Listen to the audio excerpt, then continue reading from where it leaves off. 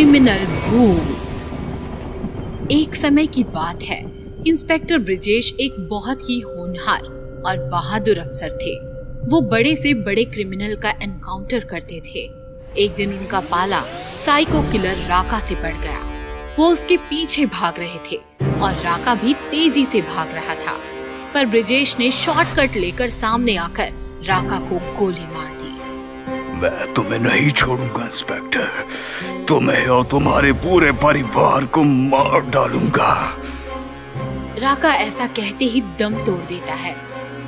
उसकी लाश को शमशान घाट में दफना दिया जाता है। ब्रिजेश को बहादुरी का मेडल देकर सम्मान दिया जाता है। उसके परिवार में सब बहुत खुश होते हैं।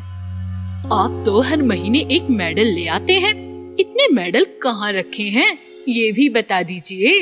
अरे मम्मी, पापा के मेडल्स के लिए एक नया कमरा बनवा देते हैं। कमरा नहीं, जिस स्पीड से भैया मेडल ला रहे हैं, मेडल्स के लिए हमें नया घर ही लेना पड़ेगा। उसी खौफनाक रात में राका वापस तो आता है, पर अब वो एक इंसान नहीं रहता। वो एक भयानक भूत बन चुका था। उसकी लाल आंखें और नुकीले नाखून देखकर कोई भी बुरी तरह कांप उठे। मैंने कहा था इंस्पेक्टर, मैं वापस आऊंगा। अब तुझे और तेरे परिवार को मुझसे कोई बचा नहीं सकता। अगली रात ब्रिजेश का भाई राजेश ऑफिस से घर की ओर लौट रहा था। तभी उसे ऐसा लगता है कि उसका कोई पीछा कर रहा है। राजेश पीछे मुड़कर देखता है तो कोई नहीं होता। तभी उसे एक अजीब सी आवाज सुनाई देती है। तू ही है ना उस बहादुर ब्रिजेश का भाई?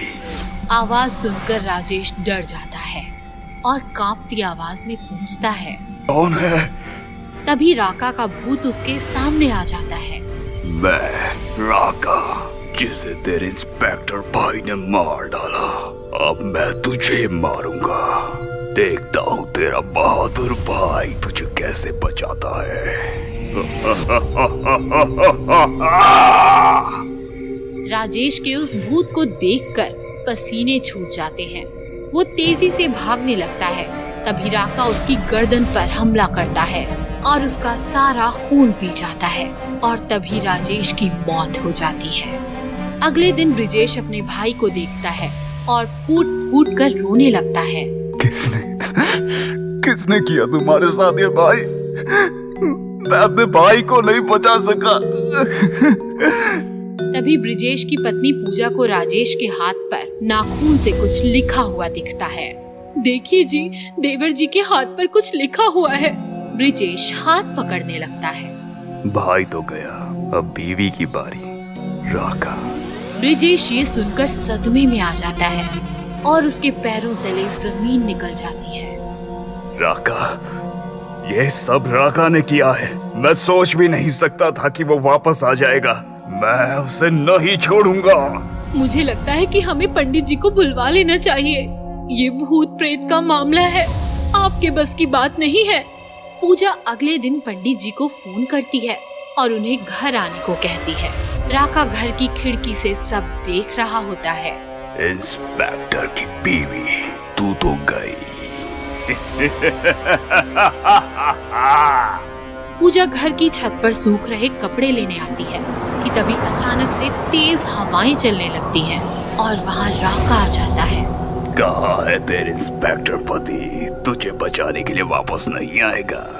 पूजा राका को देखकर चीख पड़ती है और उसकी आवाज सुनकर ब्रिजेश छत पर दौड़ कर आता है, लेकिन छत का दरवाजा बंद हो जाता है। राका, मेरी पत्नी को छोड़ दे। तेरी दुश्मनी मुझसे है, मुझे मार। मेरे परिवार को छोड़ दे। आएगा आएगा, तेरा भी नंबर आएगा, पर पहले तेरी सुंदर सी पत्नी को थोड़ा और सुंदर बना दूं। पूजा डर से भागने लगती है। तभी राका अपने नाखूनों से उसके चेहरे पर हमला करता है।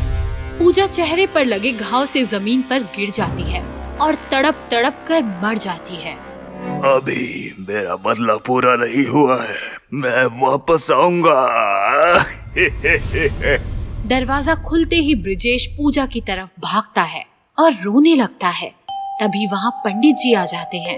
ब्रिजेश का बेटा सुधीर पंडित जी को राका के भूत के बारे में बताता है। वो एक दुष्ट आत्मा है, उसका अंतिम संस्कार नहीं हुआ है, इसलिए उसे मुक्ति भी नहीं मिली। हमें जल्दी उसके नाम की पूजा करनी होगी ताकि उसे जल्द से जल्द मुक्ति मिल सके। जो करना है जल्दी कीजिए पंडित जी। मैं अपनी पत्नी और भाई को खो चुका हूँ, अब अपने बेटे को खो नहीं सकता। पंडित जी पूजा करने लगते हैं और जैसे ही मंत्र पढ़ते हैं वहाँ राका आ जाता है।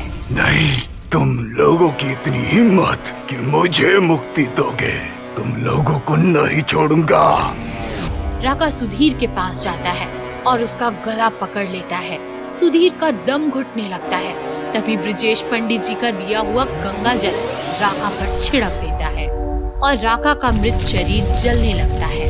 ये क्या किया तुमने? तभी पंडित जी अपनी पूजा का आखिरी मंत्र पढ़ते हैं और राका की आत्मा हवा में भाप बनकर उड़ने लगती है। नहीं, मेरा बदला भी पूरा नहीं हुआ। नहीं।